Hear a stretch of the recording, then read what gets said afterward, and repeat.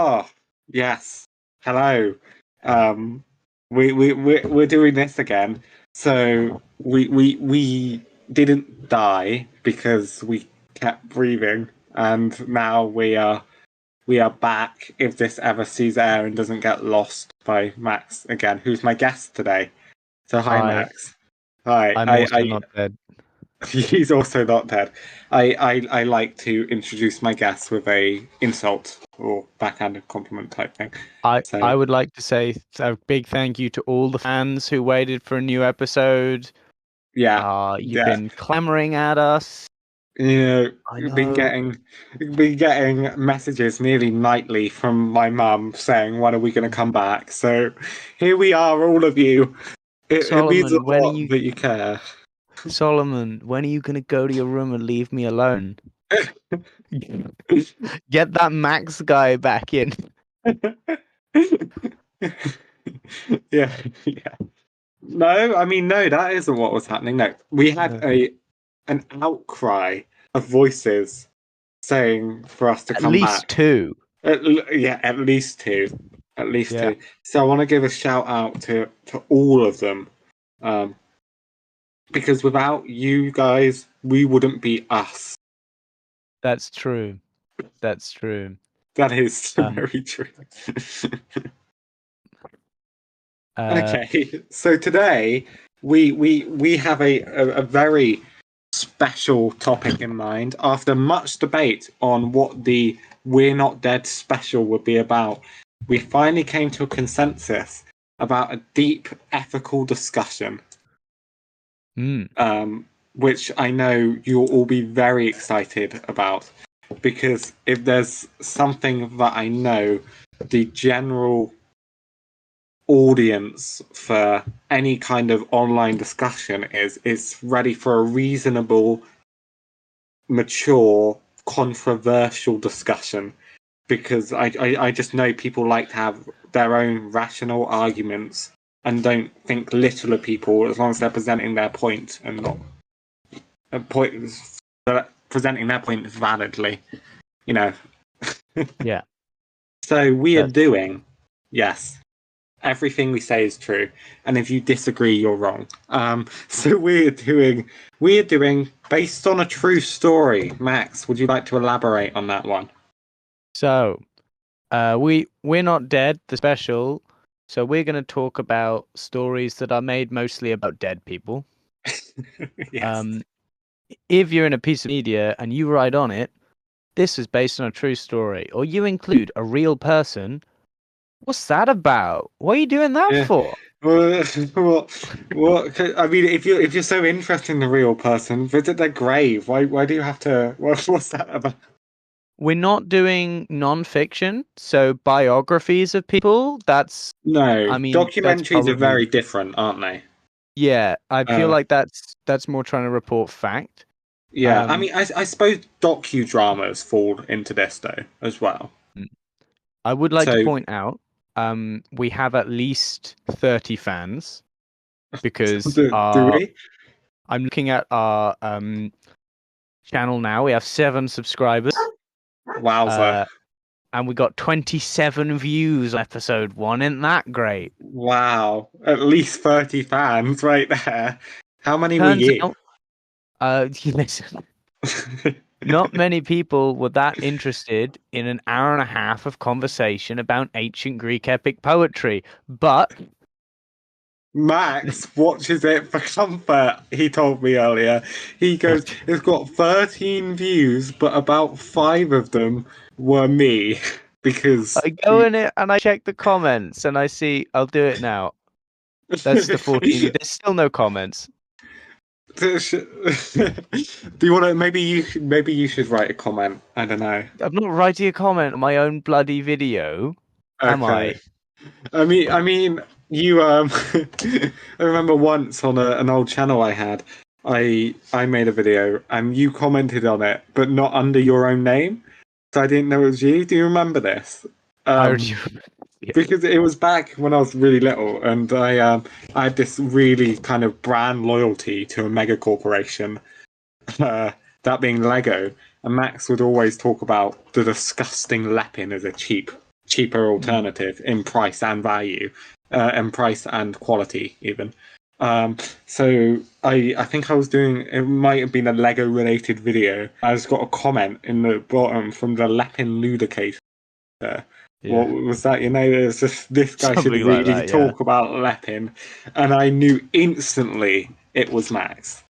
Instantly. I So, would like but it noted that I am recording this episode next to about 1 kilogram of lepin. and I'm surrounded by Lego, so some things never change. But No. we are here to Crystal. talk about Lego, and Lapin. We're here to No. talk about things based on a true story. And I was thinking about this because I have recently watched Hamilton for the first time. As well as me noticing an actual trend, I think, of more historical movies being made recently. I think it could be the next big genre. But yeah, I was watching Hamilton for the first time a couple of weeks ago. I kind of have been pretty obsessed with it since. But I found that certain areas of the fandom for Hamilton has started shipping some of these characters. And you haven't watched Hamilton, have you, Max? No. No, I have not watched Hamilton because I was afraid of the fandom. Really? Well, okay, I haven't watched Hamilton because I'm not a big musical person. So Yeah. it takes a lot for me to see a musical. And about at the time when Hamilton was massive, all the people that were saying you need to watch Hamilton looked like the kind of people who would like trap me in a corner and talk at me for 20 minutes. Sure, Um, sure. so I was And I I was kind suppose of like, me having now watched it doesn't help with that assessment. it was on like they recorded on and put it on Disney Plus, didn't they? Yes, because otherwise I wouldn't have been able to see it because it's one of the most popular Broadway shows. It's ludicrously expensive to go see. It's Um, also I'm sort of like a musical about American history is not really like neither of those things are particularly interested in. So that's why I haven't seen it. I probably and should that see was it. kind of my attitude towards it before seeing it. I'm like, I don't really care about this. As someone who doesn't know much about how America got independence, I was Mm, always like, my attitude was, well, I wouldn't be interested in watching this until I know more of the facts. yeah. But I was bored one. I threw it on.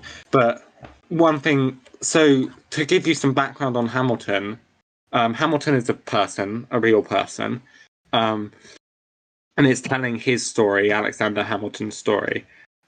So every character in it, with lines, Yeah. is a real person in history. So then I was quite shocked that some of the fandom likes to ship together Hamilton characters, and it's not just like couples in the show. It's characters, who aren't couples in the show. And, obviously this isn't exclusive to Hamilton. There's that with whatever show or movie or book or whatever, you get that side of the fandom. But I just found it quite interesting because they're real people.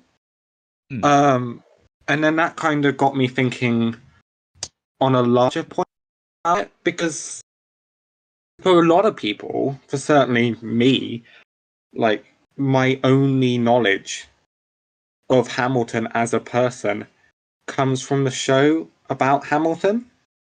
yeah. So, with some exceptions, from stuff I've looked into having already seen it. Um, and I'm like, well, it's not a documentary, it's not a historical account. It's a it's a dramatized version of history. And, as someone who studies history, um, uh, granted it's predominantly British history, but still, if I haven't seen it, don't know much about it, a lot of people who've watched it probably don't know much about it. It's much who my age, who are British, I'm sure, who are my age, who are American, probably know what the um, maybe more common, you know, but from like a more global outlook, there'll be at least the audience who will watch that and have no exposure or very limited previous exposure to at least some of the concepts being discussed. And I've just been thinking about, like, I guess the ethics of that. Hmm. It's interesting because um what they're talking about is very important. Yes. Um like Hamilton, I just looked up, he's signed the Constitution. He's like one of the people like who He's a did founding farmer, a founding yes, farmer, a founding farmer of pigs. yes. He founded the United States of pork. Yes, yes, very famously. The musical didn't go into it very much, though. They were talking about the other Hamilton. Hmm. Uh, Um yeah, when you're talking about something that complicated, I feel like you need at least a level of historical accuracy that paints. You need a baseline, right? hmm, yeah. And for what, Hamilton is fairly historically accurate, but from, there's going to be mistakes in there, as there probably mistakes in most documentaries, and this won't have the same level of scrutiny as most documentaries. I mean, something I found out pretty soon after watching it was they make a point in the end that after Hamilton dies, his wife goes on to, try and make his legacy more public knowledge. Yeah. And one of the things she does is she makes speeches against slavery. And it's kind of heavily implied that he was against slavery, not just then, but like in other points of the show. And I think there's some evidence that he was, but through all of the show showing a lot of his flaws, or presumably his real flaws, again, I don't know, but taking it as one of the plot lines is he has an affair and they like cite it, and because it's so major, I assume it's something that happened. I would be shocked Mm. if it wasn't. But given their acknowledgement of a lot of his flaws, they don't address that Hamilton was a slave owner, or at least I'm pretty sure I read that somewhere. Um, so maybe he did write against slavery, but also owned slaves, as I know a lot of people then did. But I just found it interesting because, having when I watched it, I didn't assume that it wasn't the idea that it gave me, and it kind of got me thinking about, well, how much other stuff in here isn't correct. I mean, this may be an audience's first exposure to this, and it's yeah, and I'm not speaking just about Hamilton, obviously, because from all accounts, I've heard it's pretty good Mm. historically, but I just mean as like a larger discussion of historical fiction, dramatized historical fiction. But The yeah, I issue with a know. lot of it is that historical fiction has to be deeply related to the time it was produced. Yeah, Um, but so Hamilton is a product of now. That's why they won't go into that elements, because if you got a Broadway musical, to be honest, you it's a bold move to talk about the slave trade in such a open context. but they By the do way, a great discuss it one. in the play. They discuss slavery. It's not like a I'm major plot line, but it's there. I'm not saying that you should never talk about slavery in your musical, because I feel No, no. like art is meant to challenge these concepts. And Yes. I really like musicals that try and push against the everything has to be happy and fun and we can't talk about the real world. But Yeah. I feel like it's safe to say that Hamilton, because it's being produced now, it is being produced with how we view a lot of that now and not necessarily how they did. So Hamilton has to be likable. You have to root for him because he's the protagonist. So he Yeah, has to be a sympathetic character to us now, and I feel like the play might it's I feel like it's justified to say the play might have painted him a bit better than maybe he was. yeah, I would definitely expect that. I mean, you have a play where you have your main protagonist, um, having an affair, and that's heavily criticized in the play. But then at the end of it, you still feel really sad when you see his death. So it's like Mm. it acknowledges some of the bad.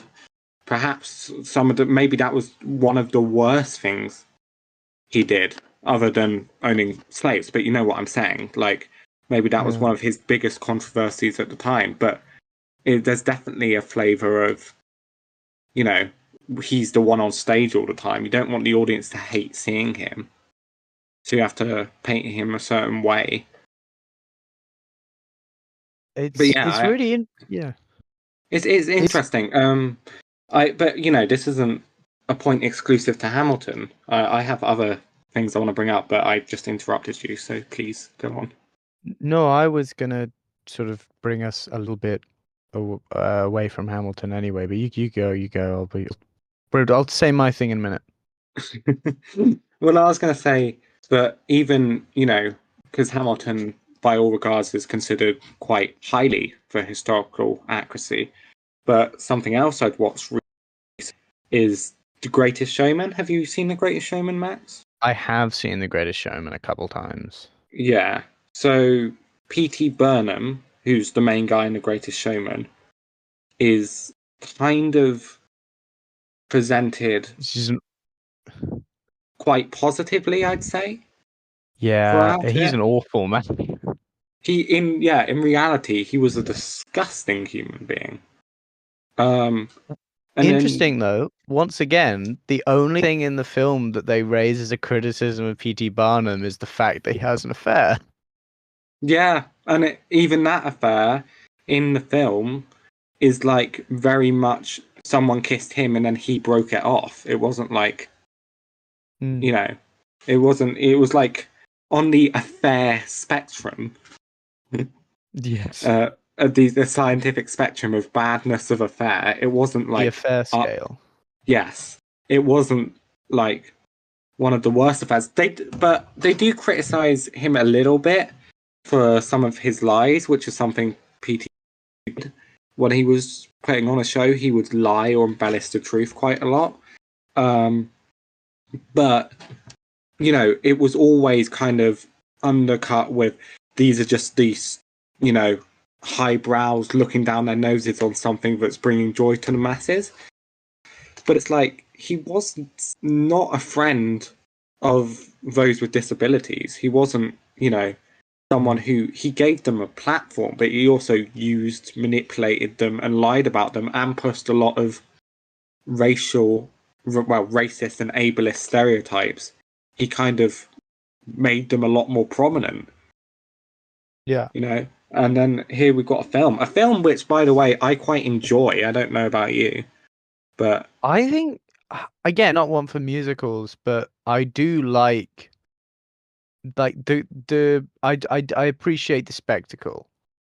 yeah, Um and This Is Me is a bop. It's very good. I do like that song.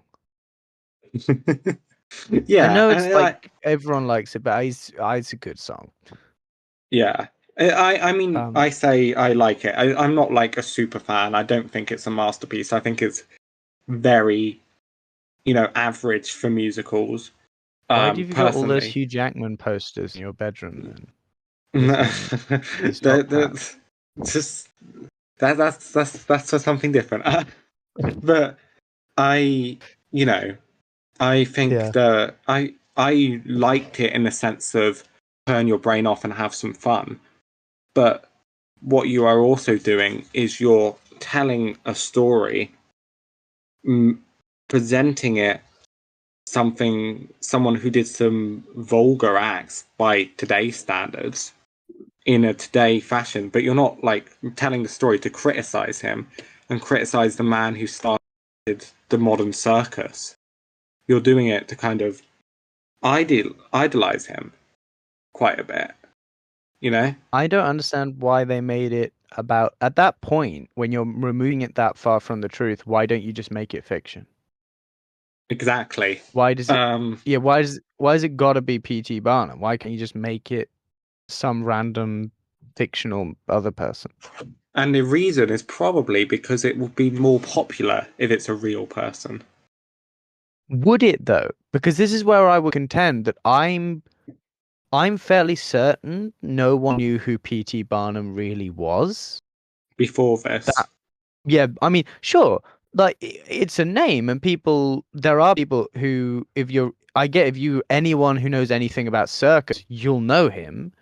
But I Yeah, feel like the biggest thing Pete Barnum is known for now, more so than his circus involvement, it being the inspiration for this film. yeah, You could have yeah, just cited him as an influence and then just made his name Jim or something, yeah, and then hey, it's Jim Circus now. yeah. And unlike Mm. with a Hamilton, where the guy's actual historical actions is super relevant to the story, it's Mm, not really with P.T. Barnum. Again, he could have been an influence, he could have been anyone. yeah, You could have told a fictional story about someone who is actually bringing prominence to people with disabilities, you know, and pushing those boundaries. You could have taken inspiration from what actually happened, but you know, if you change his name in the story, nothing changes. Whereas if you know, which is maybe an argument here in Hamilton's favour for telling historical fiction, of if you take the real Hamilton out of Hamilton, you're left with nothing. With nothing, you know, it's very yeah. different cases, and it's I guess when we discuss this, you know, there's different ways of doing historical fiction. So grouping it all together is kind of reductionist, but you know, In it's mm, interesting, isn't it? it is. I feel like you've got to just what it deserves is respect, Mm, and it's whether it's either like respect. You got to give respect for the real people and the real events, yeah, and you can be the extent to which you do that is debatable, and where you make cuts and where you play it straight and where you do whatever, and that's where Hamilton sits. yeah, But at a point when if you don't want to give respect to that story and who that is, you probably shouldn't tell it. yeah, Um, exactly. yeah, because they're real people, so you got to treat them as you would treat a real person. Yes. Um, And then if we, so, you know, we've kind of discussed the impact of the uninitiated learning through this. And you know, I think with a Greatest Showman situation, there is probably now a lot of people who think P.T. Barnum is a much better man than he is because of that movie. You know, mm, I that's think, true. That's true. yeah. Um, you know, and if we're comparing it to Hamilton again, Hamilton did gave a much more rounded picture, or seemed to. So it's you know, they're not the same, but then it's a discussion of, well, should we let fiction determine our opinion rather than fact?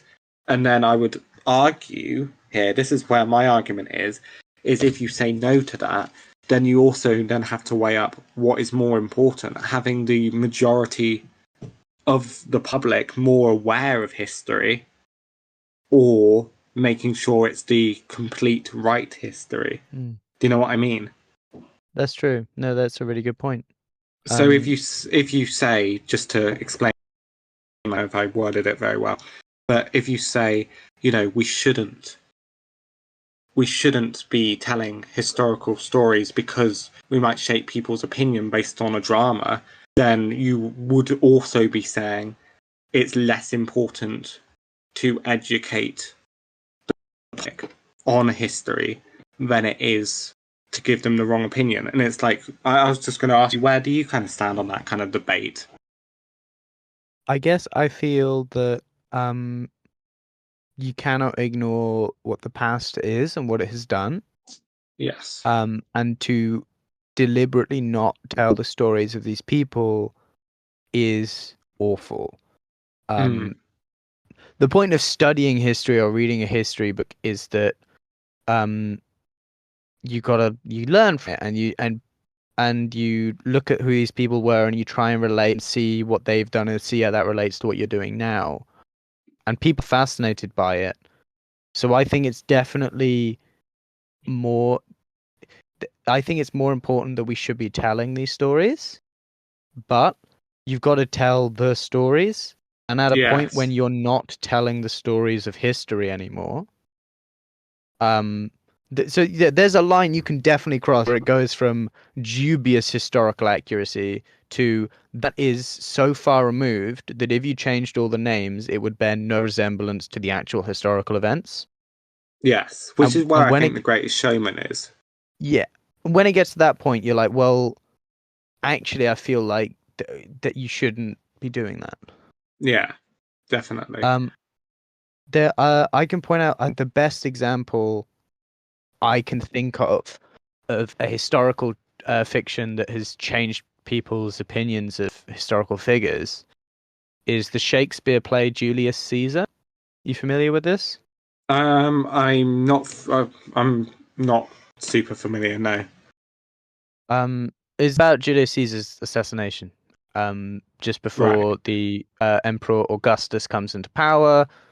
He has a fight with Mark Antony before that, but you're talking about that era in Rome, Gotcha. early A, early. So no, hang on, like early BC, no, And late what kind BCE, of like I the see. year. I'm not super knowledgeable about Caesar, but like, what kind of stance did Shakespeare take on it? Essentially, Shakespeare populates the drama with a series of characters that behave in a way that he thinks make a good drama, and they do. It's a good drama. But the Mm, characters he populates it with are Roman politicians and members of the Senate. right. So there are people like Mark. Have you heard of Mark Antony, right? Yeah. Yeah. Mark Antony in the play is presented as a really well-spoken, articulate politician. Mm, He has a speech where it's the famous one. It begins, "Friends, Romans, countrymen, lend me your ears."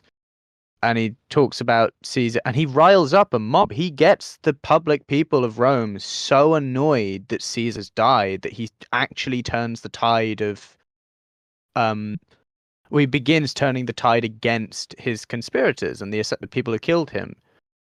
And yeah. it's seen as this moment where he's so good at speaking that people believe in him, and he had a voice, and he's a political force. This doesn't represent Mark Antony, the real man, that well. I don't know much No. about him, but I know that in the Roman Senate, I don't think Mark Antony was that highly regarded. I think he was just like fine. Yeah. He was. And There then was there's guys, nothing as yeah. significant as Shakespeare was presenting. And then there's people like there's a politician in there called Cicero, and Mm, Cicero is famous amongst Roman historians for being really good at speaking. Like, mm, Cicero is like up there with one of the best people at talking in the Senate, and he is very good at giving speeches. This is the era of sort of using words as politics, and he is like a really good one to look at if you are wanting to study ancient political thinkers. And in Shakespeare, Cicero is given like 5 lines. really. He, I think he asks for the time or something and then leaves. He does nothing. He does That's all he actually nothing. contributes. Yeah, because they're in the background. Shakespeare just picked a list of names of people Mm, and just shoved them as the background characters. If you need people walking around the court, oh, here's Casca, here's whatever. Um, and the without reason, properly representing them.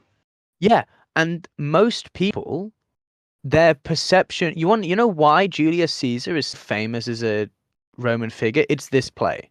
This You know why? display. Yeah. It's this. The people's perception of who Julius Caesar is and who all of these people are mostly Mm. come from Shakespeare and not from Rome, because no one studies not medieval, no one studies Roman political history unless you Yeah, that's specifically seek ancient that out. history. Yeah. Yeah, you have to look for that. But Mm. the public perception of who these people are is dictated by this piece of fiction and has been for hundreds of years. Yeah. hundreds of years, this image of who Julius Caesar was has been brought up by Shakespeare, a writer from England who did no research. But then When I say he, sorry, go on. You were going to say. I just to illustrate how little research he did. At this Mm, point in time, I think it's a theory that Elizabethan people didn't really have a concept that much of history as such. In right. that, if Shakespeare was showing a court, they'd show a court, regardless of what period of time it was.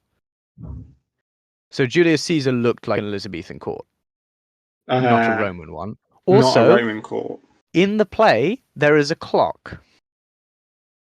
Clocks hadn't been invented at the time. That's like more minor though, isn't it? As in it's set dressing. It's not. It's yeah, but a character like specifically calls it out, and it sort of it just brings Uh, to mind. For me, it shows you, yeah, this isn't history. It's not a historical. They haven't done any research in this. and then it kind of goes back to what we're saying of if it's not that historical, why not make it a fictional, you know, assassination story? Yeah, About a fictional system. You know, maybe you could even adapt it so it's like an English king yeah, or queen, because it's something you could do. I mean, and then Shakespeare would make up fictional kings and queens. they Macbeth. could get killed, but yeah, they get killed by the assassin. Yeah, the Yeah, English king, and then yeah. So there's other ways of telling the story. I mean, I haven't read or seen this play, so I don't know if it's any good or not. But regardless, it's meant to be all right. yeah, it's had a cultural impact, which implies My that at the time it went down quite well. So, my you know, brother was in a short production of it. That's how I oh, know this. lovely. Yeah, It he was played good. Mark Antony. Very So nice. I know this because he would like sit in the kitchen reading Yeah. the funeral speech over and over again to himself. It'd be like, I come to bury Caesar, not to praise him, like walking around. Um, he Uh, performed it in like this really nice burgundy dinner jacket. They were all wearing suits, and he had like this lovely, like dark purple one, and he had his hair slightly slicked and a little bit of eyeliner, and he looked really cool. nice. Um, it was my dinner jacket. He didn't ask if he could. We're going to take a break from talking about the ethics of historical fiction to talk about the ethics of taking dinner jackets. I mean, it was sort of just yeah.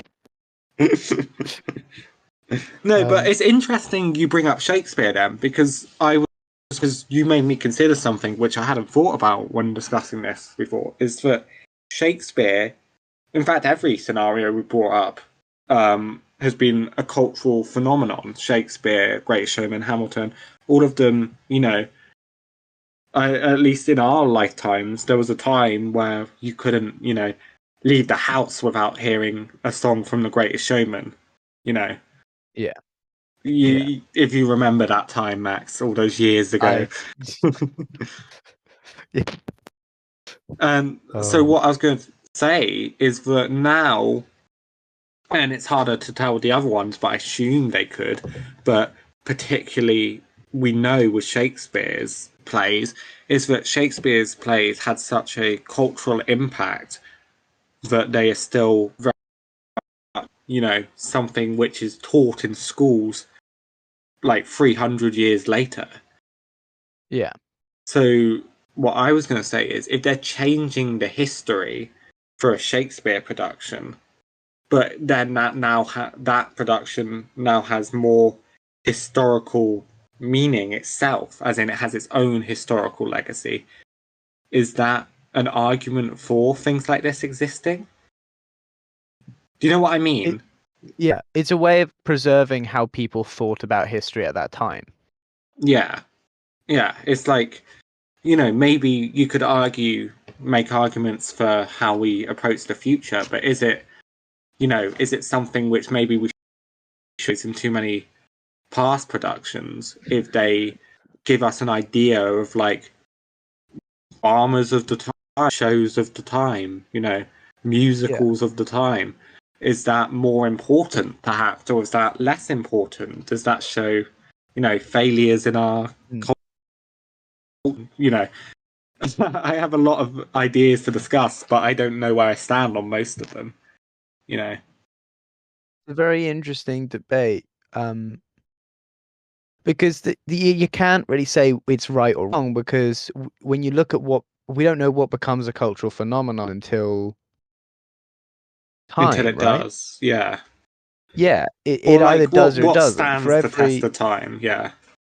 yeah, like for every The Crown on Netflix, right? Massive historical Yeah. drama, huge numbers of views. You get like that one episode of Doctor Who when Queen Nefertiti rides a Triceratops. Oh yeah, my Um, favorite. I mean, there's technically a historical figure in it. Yeah. I don't But know then why she's there. that's the point as well.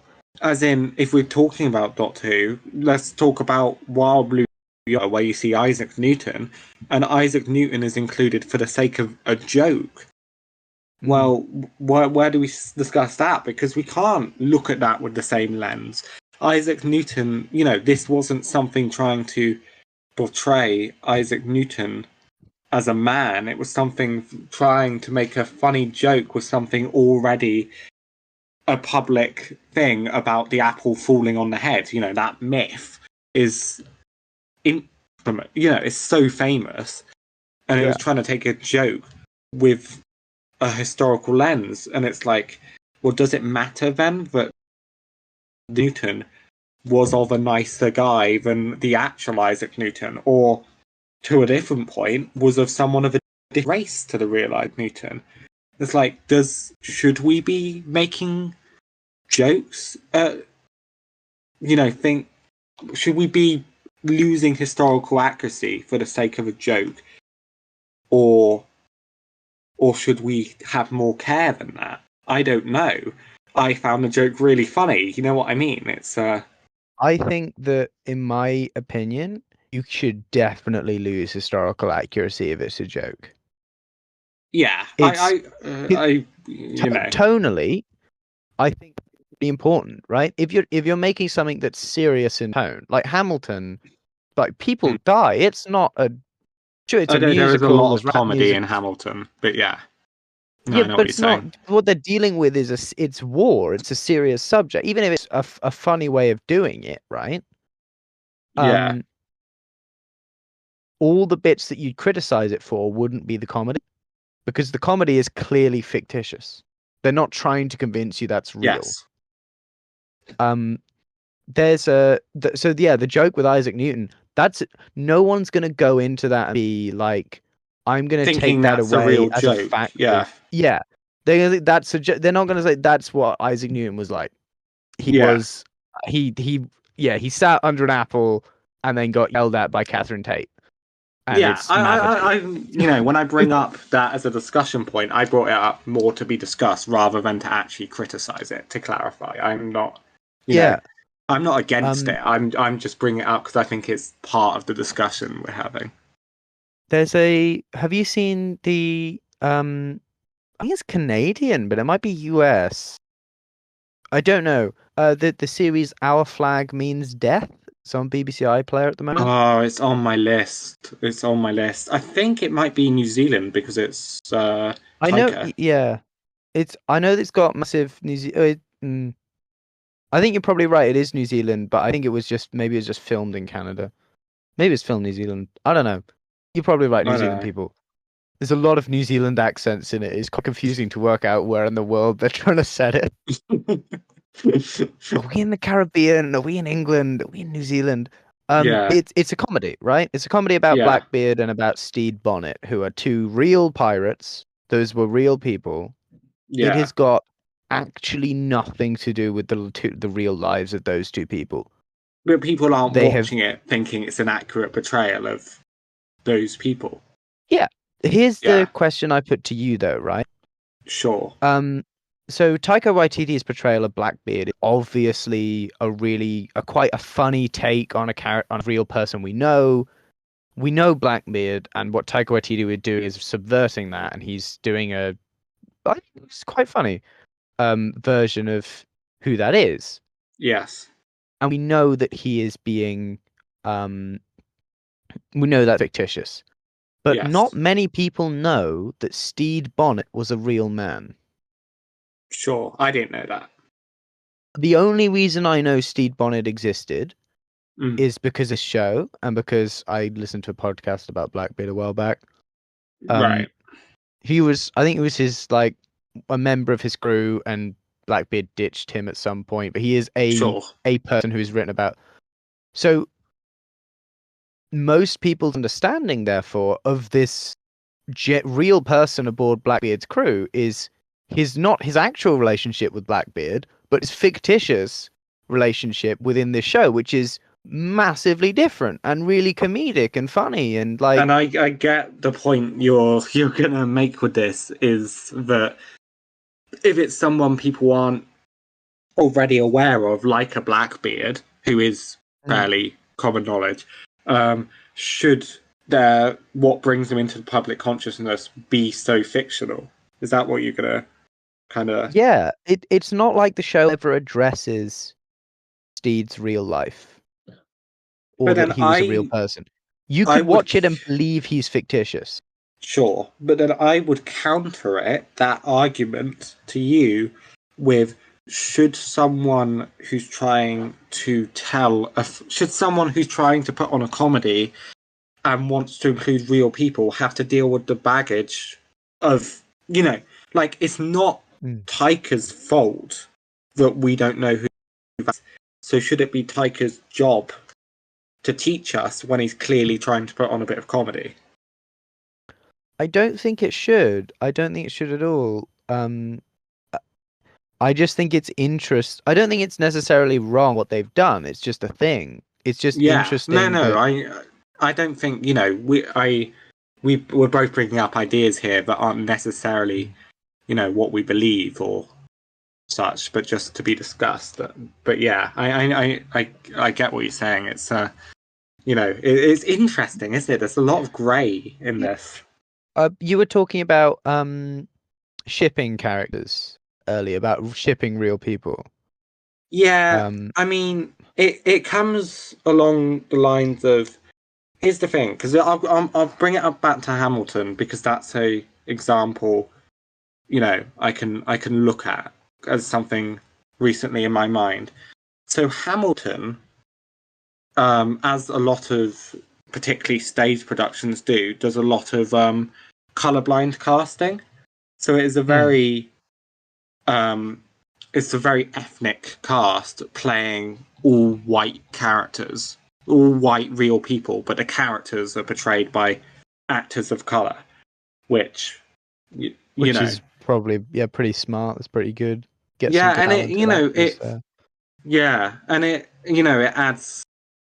adds new angles to it, and it's do what you want. You're telling a bit of fiction here. Most people who see it, well, especially when you have these black actors discussing slavery as if they own slaves, watching that is going to go. Black people could own slaves back then. Everyone watching it knows, don't they? So it's Yeah. that's not the point I was going to make though. The point I was going to make wasn't against casting race bending for the sake of talent. It was that I almost think that if it was you are now shipping real life slave owners together and idealizing that. You know what I mean? And it's Yeah. almost something that doesn't quite sit right with me about it. You're looking at real life people who did real life bad things and you have such an affection for their characters that you're shipping them, but then these are actual real slave owners. You know what I mean? Yeah. And I brought up the casting of people of color because I wonder, and this isn't an argument to clarify against casting people of color in roles which were traditionally white.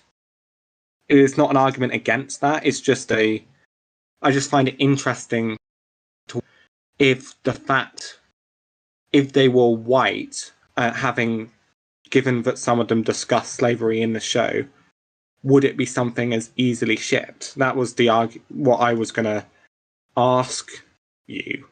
You That know, is interesting. it's like I'm Yeah. not arguing against, because obviously every performance in Hamilton is brilliant, I think. So Mm. I think it would be a worse show if you would cast different actors. Yeah. And the opportunities, I think it far outweighs a lot of the bad with it. But I was just gonna, say it as a point of, does doing something like that, even if you are bringing up some of the historical baggage, does it undermine it in a sense? So you're saying that having a character on stage who is a black actor, black slave owner, is clearly not real, right? But if you had Yes. a white actor there, then it might be more believable to be a slave owner, that aspect of their character, and therefore less Not likable. more believable in the sense of because of the performance, but more believable on a base level of Yeah. when you think slave owner, you think white man. Which, yeah, I think, yeah, I think, And I just wonder if people wouldn't idolize some of these characters and some of the, shipping and that kind of aspect, or like fan fiction, that kind of stuff. If they maybe there's a certain amount of disconnect of, oh yeah, they're discussing slavery, but then a certain amount of not believing that they're slave owners, if that makes sense, as in not properly yeah, processing that because of the casting. I'm bringing it up as more of something I found or something I wonder about, rather than an argument against it, just to make that clear. I think it is interesting. It's really interesting. Um, Ultimately, the entire concept of shipping real people is Weird. like real dead people, to be clear, that you don't Yeah. know is weird to me. Um, Yes. I think, especially when some of them like were awful, like Yeah. slave owners were bad people. Hot Yes. take on the Maybe It's Bunnies podcast: slave owners were bad people. Hot take on the Maybe It's Bunny's podcast. Shipping slave owners is sort of odd. Yeah, if you do that, you're a bit weird. Yeah. But then part of Yeah, my point was kind of, do people who do that really realize that they're slave owners on a subconscious level because of the casting? And it's, in other situations, it might not be down to race, but it could be down to, other aspects of the casting. You know, I think, you know what I mean? yeah, yeah. I think in this sense, uh, what the people are trying to do is to treat as fictional characters, right? Yes. And in that sense, so quick side note: even if it was fictional, it's still weird if they're slave owners. Fictional slave owners are still bad. Fictional slave owners are still fictionally owning slaves, you guys. uh, fictional slaves have fictional rights, okay? Yeah. Um, the yeah, I think that you're trying to treat them as characters when, given how Hamilton isn't grounded that much in reality. I know it's a musical, right? It's always is quite surreal, but Well, because you say that it is to an extent, but it is a lot of what's included in it is historically accurate. So a lot of how they portray events is historically mm, accurate. And in fact, the musical goes to great lengths on several occasions to express the fact that, there's a song which was no one else was in the room when it happened.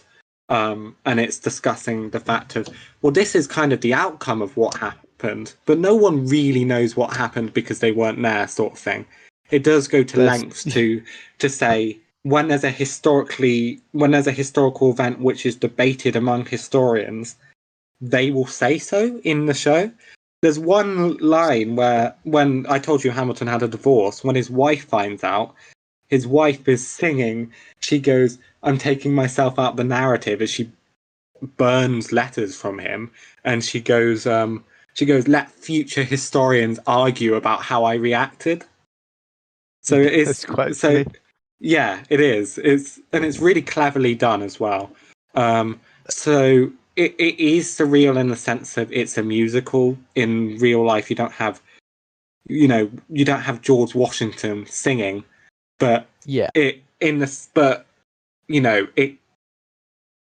it could have gone a lot further with the surreal. It is, you know. I think, yeah, I think in that sense, because but the subject matter, what they're talking about, the real historical events are important enough that Mm, you cannot treat them as fictional people because they are real and they are meant to represent something that is grounded and solid and an actual physical person. Now, yeah. I think that there are limits to this. Mm. For example, yeah, Wild Blue Yonder version of Isaac Newton. You can ship him. I don't care. That's fine. Please ship him with David Tennant, please. After And David Tennant said he was hot, I was already ready for the whoever's left on Tumblr to start doing it. that was such a good line. Yeah.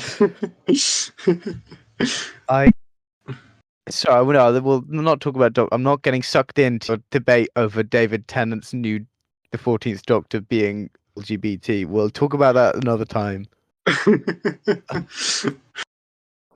Uh, the yeah, I think you can do that because it's clearly not representing a massively traumatic or desperately important moment in history. No. Um, and it's clearly not him. Yes. Um, It's we, not properly representing history, but it's clear that it's not trying to be. It's not claiming to, like yeah, how I assume the Shakespeare play was somewhat claiming to. yeah. By the Yeah. way, no, I don't really feel like people ship. And now I'm saying this now. There are definitely people who ship characters in Shakespeare plays. There are definitely people who do. Oh, I was about to say I don't think that people are like weirdly shipping the Roman politicians in this 400-year-old political drama. But then I had to stop myself and be like, no, because they do teach this in American schools and British Yeah. schools, and teenagers will read and get obsessed with this. And And I I know have for a seen fact, Max, I know for a fact that you ship Ariel from The Tempest with Mercutio. Don't even deny it. I know. Oh yeah, my Wattpad account is soon to be created. Um, I have seen people be like genuinely ship like characters in Hamlet or like Yeah. Yeah. st- uh you ship people. You shipped the people from the Iliad when we talked about the Iliad. True. That's a myth. It's not real historical people. I mean, that. Yeah, that's fair. That's fair. That's fictional, despite what Doctor Who will tell you. And I bring that up It, not to suck us into Doctor Who, but to suck us into of again betrayals in media changing public perception. Saw a reconstruction of a Doctor Who story based on the Trojan horse, the events of the Iliad, and it played it as if it was an actual thing that happened in history. And it's like, guys, I it think. wasn't. Pardon? I think there are massive debates over whether there was a war in Troy, but the answer is maybe, probably, we don't know. Yeah, but like when you have the, Yeah, a giant wooden horse is questionable. yeah. I mean, in fairness, the episode does discuss that, and the Doctor goes, "I thought that was a myth," before giving the Greeks the idea. But it would be nice if, when they had gotten out the TARDIS, they went, I thought this was a myth. And then the Doctor could be like, sometimes myths are based on reality, that kind of thing. I think with like, because we brought up Isaac Newton and stuff, I feel like, you know, that's one instance in Doctor Who. I feel like there are some instances in Doctor Who which are definitely worthy of criticism. Yeah, it's Winston fair. Churchill, Charles Dickens. I don't know about Dickens. I think they're Well, quite good with Dickens Dickens. Dickens cheated on his wife quite a lot, and they don't really bring that up in the They episode. don't bring that up. In fairness to them, it Mm. had been that's just before Dickens's death, and I'm fairly certain him and his wife had been split up for multiple years by this point. Yeah, yeah, but you know what I'm saying. They still had They a don't Dickens. criticize him, yeah. No, they still have a Dickens that they kind of idealize. They idolize Winston Churchill to an extent, and it's Yeah, yeah, yeah. it's the That's problematic. they yeah they Yeah, yeah. and then They you have idealize Shakespeare. they idolize Shakespeare as well. And speaking of the Shakespeare Code, this isn't a because so far we talked about real people being misrepresented, but then sometimes when it's real social climates being misrepresented, and I bring that up with the Shakespeare Code because the Shakespeare Code has possibly one of the worst lines in Doctor Who history, where Martha Jones, well, some of the worst lines in Doctor Who history in the sense of there's a lot of racism towards Martha Jones, and the Doctor doesn't really care. Um, and then also when she gets out the TARDIS, she's like, "Oh, I feel like everyone's staring at me because you don't." Something along the lines of because you don't see many people walking around like me in these kind of times. Mm. A clear acknowledgement of it, and then the Doctor, played by David Tennant, a white man, goes, "Oh, don't worry about it. People stare at me all the time. I just walk around like I own the place and it usually goes away." And it's like, because you're white. Like, That yeah. if you're going to bring up the social climate of racism in Elizabethan England, something I feel you definitely should do if you have a person of colour going There. there, Yeah. then don't then have the white guy go, "Fine, it's not that bad. Just do this and it's fine." Like, do you get what I mean? That line Do really. get what you mean. I do get what you mean. That I think yeah, it's it's an issue. It's a real yeah, issue. it is. I know that's just one scenario, but I'm bringing it up as a discussion of how you portray the social climate. It's also maybe to an extent just as important as how you portray the people there. Yeah. I think. I Yeah. mean, not always. Like going back to Hamilton, they bring up slaves, but if they were telling a story in that climate with, well, they bring up slaves, but it's not like a huge major plot line, and I think that's fine here because they are white, real people. The And real yeah, people, yeah. so it wouldn't affect them as much. So I don't think it's a huge Mm. issue there. But when you have got Yeah. someone of a certain race or gender in an environment which would be hostile to them, it's shouldn't be kept under the rug. Is my point. That is true. When addressing Yeah. history, you got to do your research. Yes. Um, and yeah, I am with you when I say the whole story doesn't necessarily have to be about that.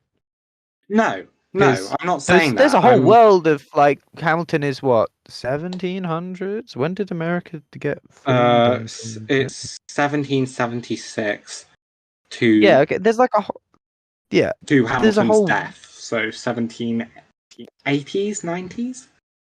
there's a whole world of America in the late 1700s to Yeah. explore. You And you don't sure, have to you don't have to make it the focal point of the story. You can. A but you sizable don't amount have of that's to. going to have slavery in it. I feel like Yeah, if you don't bring it up, then that's a thing. But you yeah. don't. Yeah. Wasn't that Yeah. something you said about Pride and Prejudice? One of the biggest uh, Mm. shortcomings of it is it didn't bring up. I forget what it was The that you. characters. Yeah. I don't know.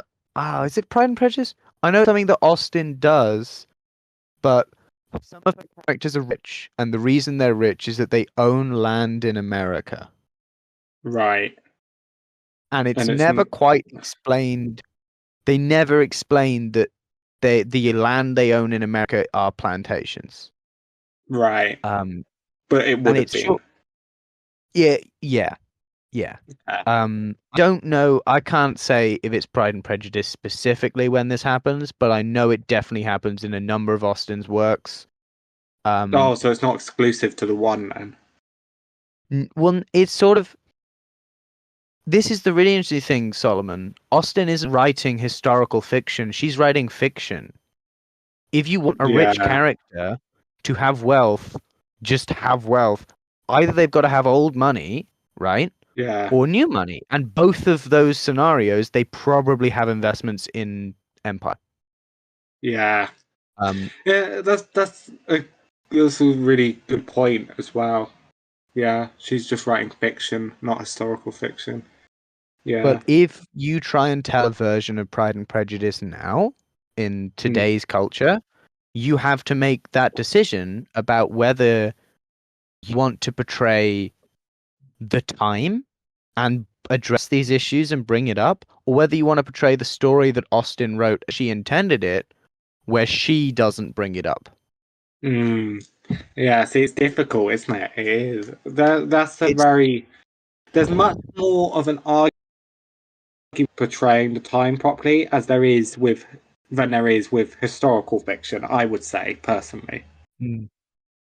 because you're it's a, doing fiction from the time rather than it fiction will now about the time. it really put downer on your rom com, the slave trade. Like it Yeah. properly will.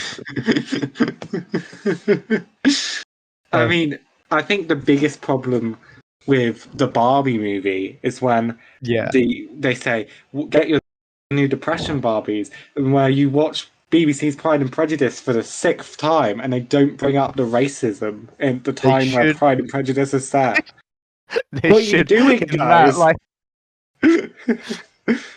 In that in ad, there should be a 20-minute section discussing mm, society. mm. that one shot of Colin Firth. You Yeah. can't have that without explaining exactly the background of it and why he's in a lake. I've only just discovered who Colin Firth was. Isn't that crazy? I, Like, he's a super famous actor, and I've seen him in actually like nothing. I don't know if I've seen him in anything, to be fair. He's in. Have you seen Love Actually? He's in Love Actually. No, no. I watched Love Actually for the first time over Christmas. Sure, for the first time, Yeah. Max, when he gets a bit blue, which is on Love Actually.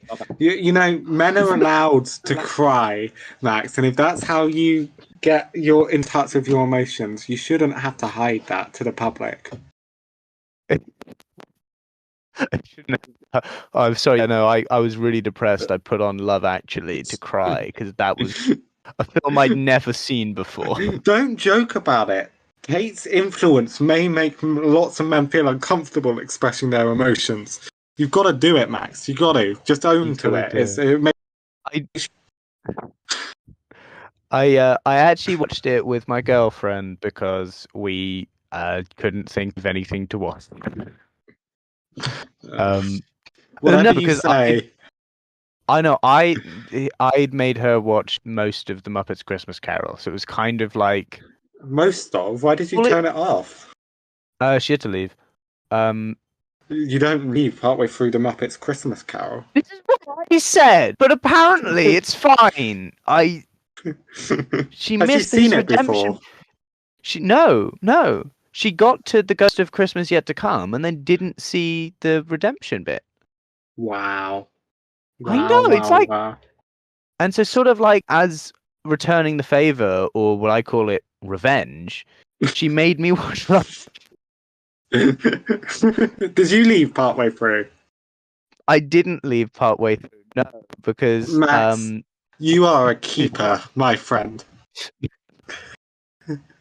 um, let's go Colin first. He also jumps in a lake in that one as well. I think Can you I said that, can I Colin. just say, Max, if you die, right? Yeah. Um, as many have speculated that you did after we didn't do a podcast in a while, and they make a story about your life when you and your girlfriend are both slave owners, I will ship you two, despite that fact. they, the they change in the historical drama is they make her slaver. They it's a modern reimagining. Right. Talking For of, record, but for go on. record to all people asking, I don't own slaves. I'm not a slave owner. I think slavery is bad. Why is Wait, this why so, there's so many aspects of it we could be talking about? wait, Max, you think slavery is bad? I know. It's groundbreaking. Oof. I'm on the side of the Have, whichever of the American sides didn't like slavery. Was have that the you have you not told the slaves that if they do what we do and walk around like we own the place, they'll be fine? consider that? No, you can. I hate slavery. It's like the good old American.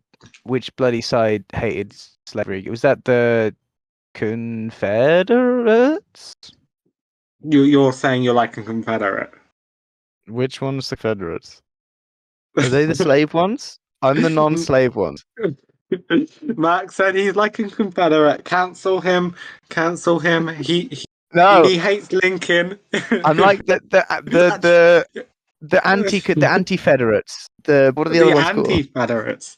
The Union. The Unionists. I'm a unionist. Max's ancestor killed Abraham Lincoln because of the death of the Confederates. I'm not a Confederate. I'm not a Confederate. Tell that I'm to a the Union. flag I've seen on your doorknob. Um. Oh, Oh, interestingly, that we should bring up A Muppet's Christmas Carol that dropped into yes, conversation completely naturally. yeah. Charles Dickens is in that as well. Is he? Oh, yeah, as a Yeah. Muppet. Well, I Yeah. wanted to bring up because Muppet's Christmas Carol that came into conversation naturally made me think Yeah. about historical reimaginings. So I heard Oh someone yeah. suggest, the Elephant Man. Yeah.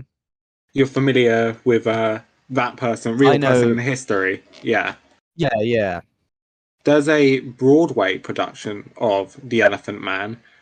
I'm not going to go into how it historically reimagines too much, except for the fact that it makes him more sympathetic than how people saw him at the time, as they saw him as a freak because ableist, Yeah. which is, I think we can both agree is a good way of doing that story if you're going to do it.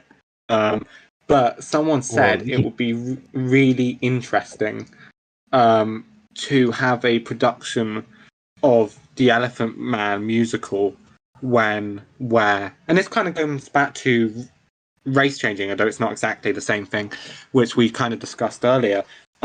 But it'd be interesting to tell a story of the Elephant Man production where every cast member in that has some kind of physical disability yeah. except the Elephant Man. Elephant Man. Yeah. Someone said that would be an interesting idea, and as also technically a bit of historical fiction, that would come under the umbrella of not truly representing the history. It But would be an that being amazing said, show, though. yeah, the minute that was suggested, I thought I would love to see that done. So, That would be so good. so I would. Yeah. if we are saying that that's okay, we are then opening up the doorways to saying that some major historical reimaginings can be good, is what we're I saying. think. Yeah, you can definitely.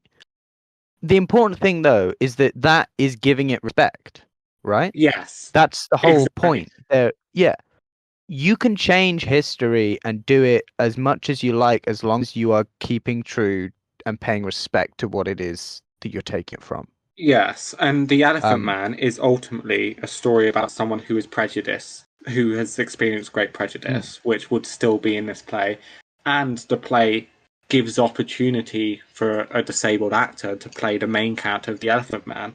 Now, if you yeah, swapped it, you wouldn't have the main character played by a disabled man or woman if we're doing historical reimagining, but you would open the doorway for many, many more disabled actors to get a shot whilst also being historically intact. then suddenly the company as a voice, not only do you have lots of people who have this experience, or at least some of that lived experience in the company, and that's part of the creative process of building this show, Mm, but then you're clearly making a point, right? It's the obvious. yeah, The audience, sorry, immediately gets the oh, that's really clever. That's really clever. yeah, yeah. I So really like it's those role reversal flippy thing. They're quite fun. I like. Oh, not yeah, I like them. me too. There's a It's interesting because it comes back to the whole Isaac Newton thing. He was changed as with the cast of Hamilton, but I bring up Isaac Newton again because when that happens, the right wing reactionary online discourse was look, it's gone woke, it's race bent, look, it's done this, that, and the other thing. And then Was people he a were different saying right? I didn't notice that. Was he a different? Isaac Newton was a white man in history, and he had him Yeah. play was British Indian, I think, or yeah, Oh yeah, British he Indian. was. I'd Yeah. forgotten No, yeah, about see that. see I didn't really clock it until He's I in like saw the one scene. yeah, it doesn't matter. But then people went, what if they did a complete, what if the doctor turned up in the TARDIS in the middle of the civil rights movement and Martin Luther King was white? And I'm like, how are the two at all comparable? You're talking about telling a whole story is crucial, that being changed, Yeah. and you're likening that to a 5 second joke not relevant to the story being told, where Isaac Newton's historical contribution is not relevant to the color of his skin Mm.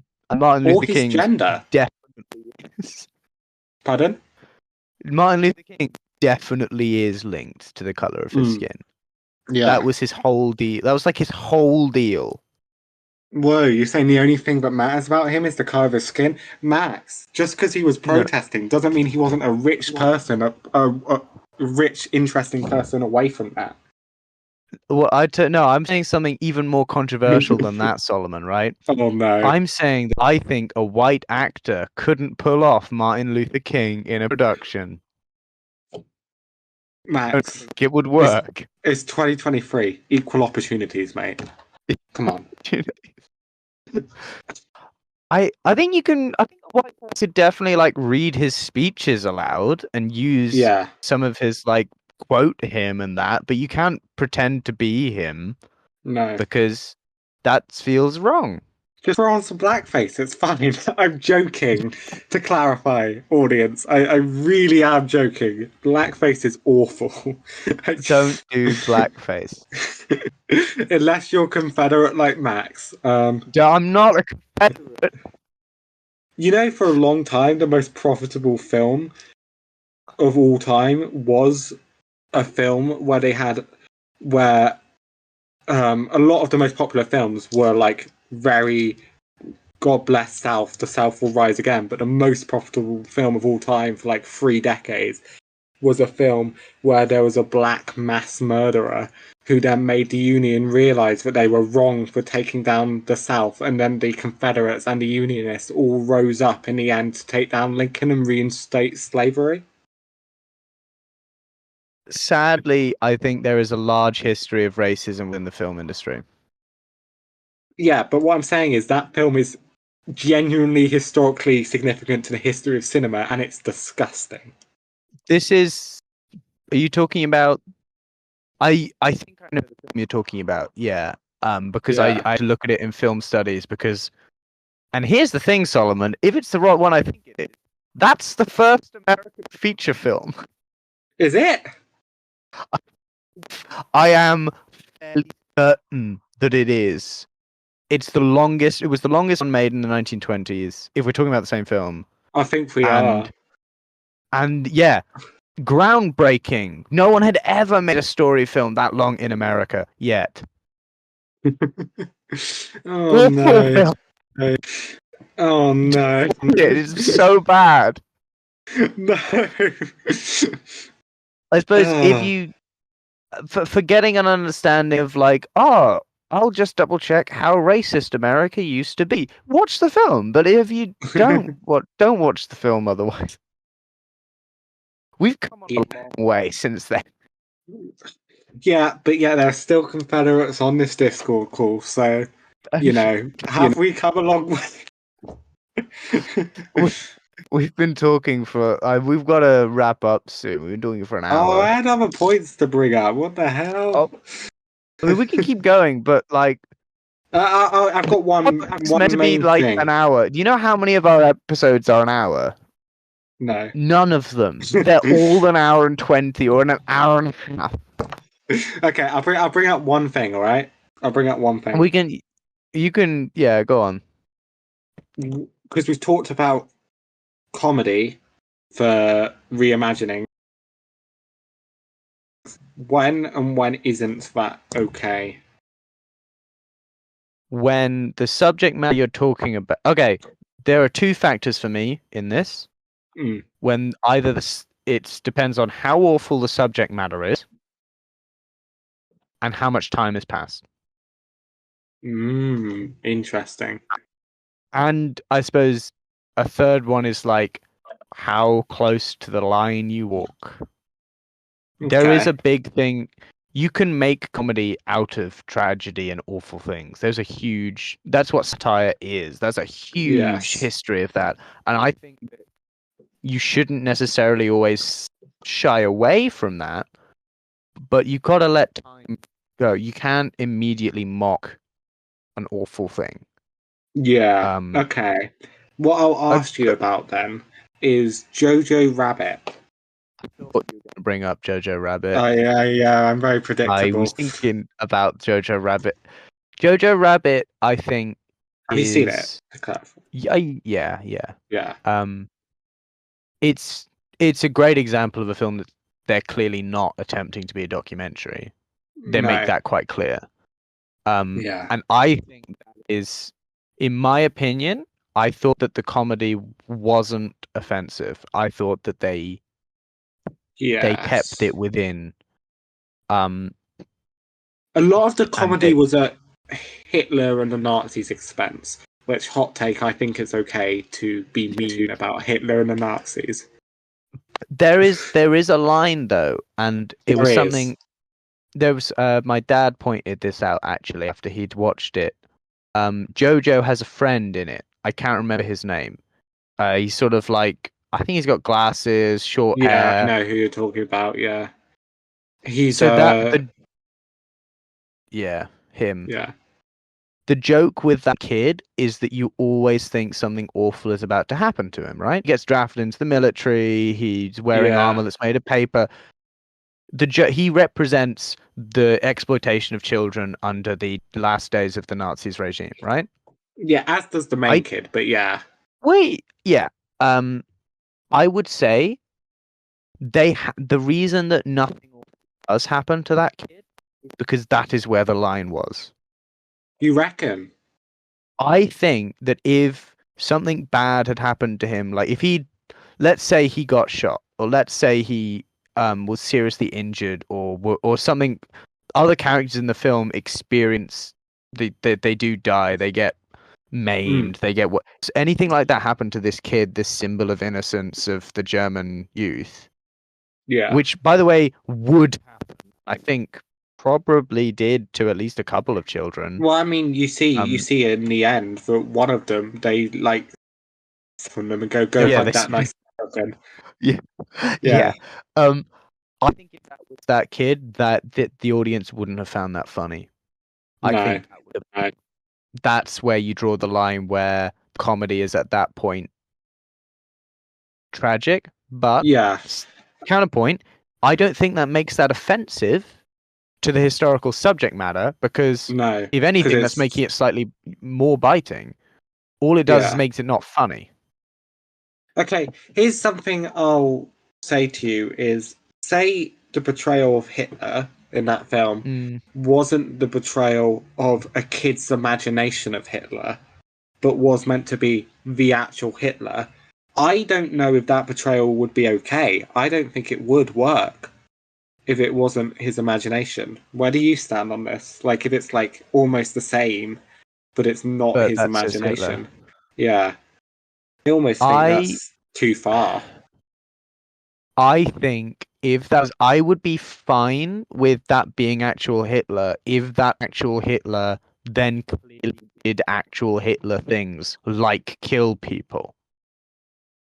Yeah, sure. Yeah, Because yeah, in my head, he can be ridiculous and insane so long as yeah, that you show he's insane and dangerous and bad. Because Hitler yeah. was insane, right? Like, Yes. Oh, yeah. so Deeply, deeply insane. um, so yeah, I'm fine with funny Hitler so long as funny Hitler is clearly evil. I think there's a film actually that they talk about. I think it's called Producers. I might be getting this wrong. Sorry, to anyone, but it's a musical. They made into a film about some theater show people who are trying to get their show shut down. Mm, Um, and they make a musical, and you gotta go on YouTube and look at this, Solomon. They make a musical called Springtime for Hitler, and right. in in the film version that I watched, they had John Barrowman in it actually, um, Oof. playing an Aryan Nazi officer on the stage who did a musical song and dance number with many members of the SS, and there came out a comedy version of Hitler. And the producers are trying to get the show banned. That's why they've done this. They're trying to get the show Mm, banned. And the right, Hitler guy comes down stage in his funny musical theater thing, and in the film, the audience at that point laugh and clap because they find it right. funny. And I think that it's definitely a point that other people have noted is that there is a line where if you make an evil person from history too endearing, then Yeah. you're because people will just take it. Yeah, and I think to Jojo Rabbit's favour, it does a good job of portraying like, like actual the actual history in the sense that you see his mum die, and sense of this is a Hitler that is imagined by the kid. So the fact he's so endearing is making a point about how deep the psychological conditioning of the Nazi regime was. Kind of quite a Yeah, brutal point to make, and they're doing it through comedy, but it's they're still the subtext is still there. It's still a political point. It's still a point about Hitler and what they are doing, which I think is really clever ever since I've watched it, is that they are distinguishing the Nazis and the Germans. They are suggesting that they're two separate entities, something that most media doesn't do, but something that is like unambiguously true. yeah, yeah. I agree with you. You know, so Um, I think even though they're telling, haha, look at Hitler eating a unicorn, it's like, well, Hitler's eating a unicorn here because in a kid's head he is so fantastical because of all this propaganda, but he would eat a unicorn because of course he would, you know. and And when the uh, the really yeah, clever thing about that is that he's doing all of that, and they're making it exactly as you say in this incredible point. And next to him, Jojo is eating pale soup because he yeah, can't afford food. yeah. Inside his Slightly good. cupboard, inside his cupboard is an actual Jew who Mm. who has lost her family, you know. Yeah. And then we brought up the joke of go hug that nice American. But what that did do, and what it did put into the political, the public's consciousness, even, was the fact that the Nazis had gone so deep with their psychological conditioning that at the end, innocent children were having to be shot um, in the end of World War II to take down the Nazi regime. Everyone, innocent or German civilians were drafted. There's a really powerful moment where they stop making jokes, and there's just a bit of music as Jojo kind of looks around in horror at what's happening. You see kids coming up with their guns, and you see an old man and a woman and like a farmer. Do you remember the scene I'm talking about? Yeah, I know what you mean. Yeah, and it's quite powerful, and it's like, well, could you have done this without a comedic lens to start with? Would it be get off the ground? Would a Hollywood executive be willing to tell a story that humanized Germans in World War II and didn't present them all as Nazis? Well, I don't know. And is it important that that story gets told? Or should we look back at that conflict with only looking at the Nazis and not looking at its effect on Germany? How should we look at it? I think comedy is a valuable tool for that. Because as we said earlier, if you're being comedic, you don't have to be accurate or as accurate because it's clear what you're doing is fiction. Yeah. And because of that, you can mock something. Because of that, you can get away with doing stuff that's objectively wrong, but allows you to tell the story of what the Nazis were rather than the literal truth, which doesn't necessarily tell you the whole picture because it's a very nuanced and difficult thing to say, right? Yeah. Yeah. Like, sure, you want to say that Nazi officers were delusional, right? You can put ridiculously delusional characters in your comedy film. And then you've done it. But you have to spend age. You couldn't do that in a drama necessarily. And I think that's why you want to say that Nazi officers, something the film did do. You want to say that Nazi officers can do horrific things, then hate what they did, and change their mind. You can't do that in a real film because then it would be the accusation of, oh, you're trying to humanize these evil people. Well, in Jojo Rabbit, one of the best characters is an example of someone who undoubtedly did believe in the Nazi cause, but is now drinking all the time, making jokes. And then he's like, you know who I'm talking about. He designs a suit the best for when in the film. Pardon? The best character in the film. Yeah. But what I find really interesting is when is that one, he's gay, something the Nazis wouldn't have accepted. Two, he probably is heavily implied he did believe in a Nazi regime but doesn't anymore. And three, that when the people, when they attack the Russians and the Americans, he doesn't shoot, but he puts himself on the front lines, then gets himself shot at the end of the film, because I think he's deeply self-hating for what he used to believe. But could you do that without trying to make someone feel sorry about the Nazis if it wasn't comedy? Well, probably I think you not. You can do it, tell but that, yeah. You couldn't sell it. You could sell it, but it's much more difficult. It's much harder to get audiences to go watch that.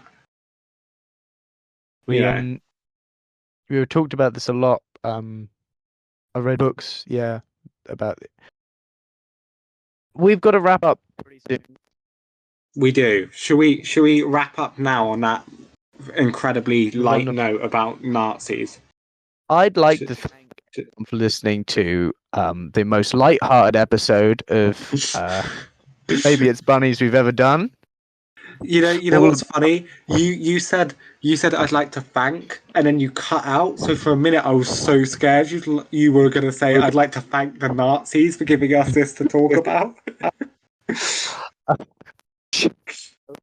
like to thank you for listening to the most light-hearted and funny and silly episode we've ever recorded. Oh, we're such goofballs, aren't we? How do you put intolerance in a fictional story? We've mentioned it all. You want to hear two white people talk about how to properly put racism in a story? We've done it. God. Yeah. Yay! Don't worry, But everyone. we Next week we'll be back to talk about robots and silly things. but we were giving opinions, and then just sometimes some things I know I didn't have an opinion on, but we were just discussing them because we found it interesting. I would encourage, and usually I don't care if people comment or not. Unlike Max, who watches a video 5 times to see if someone comments. No one's Like I don't, commented on the Odyssey one yet. I really don't care if you guys comment or whatever, because I really don't care about your opinion. But on this subject, I do, because I think there will be some people who have some kind of historical link to some of the things we've been talking about, who probably have different or maybe more valid viewpoints than me or Max. And then I think this is something so open to interpretation. I think someone could come in with a point that completely goes against anything we've said and change my mind or our minds or whatnot. Yeah. So I would actually encourage comment. Yeah, I wouldn't read any comments because I don't care. But this time, go for it, please.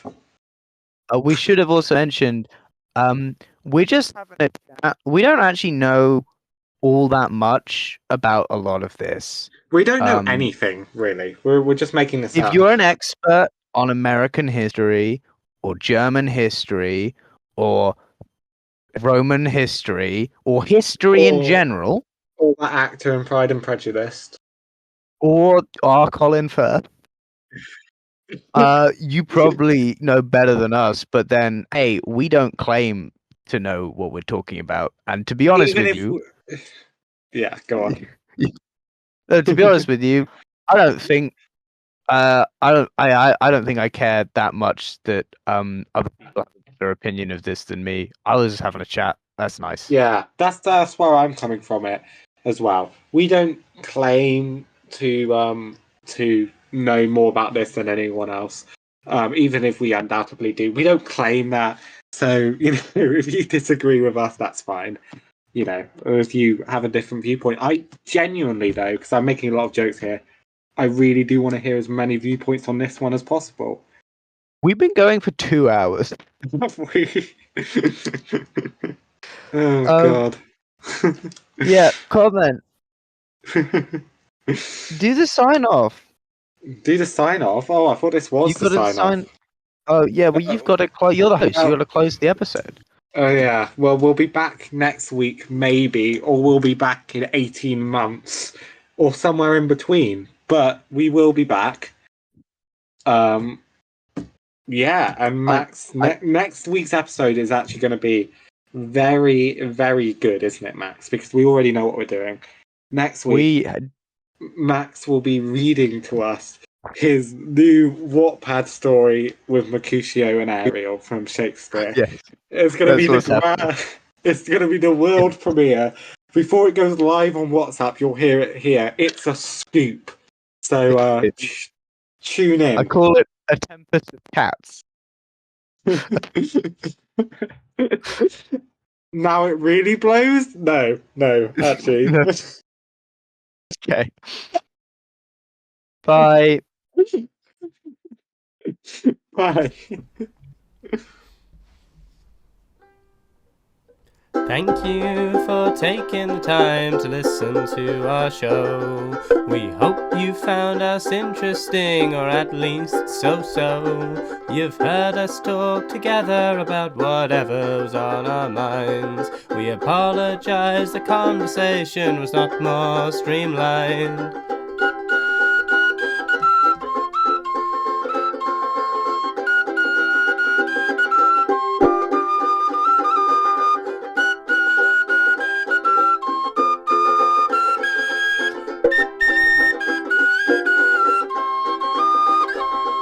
We hope you'll stick around for our next upload, but there's one thing you should take away from this episode. Maybe, just maybe, it's Bunny. It's Bunny. There's always a possibility that it's Bunny. It's Bunny. You can never rule out the possibility that it might be Bunny. It's Bunny. You should consider that maybe it's Bunny.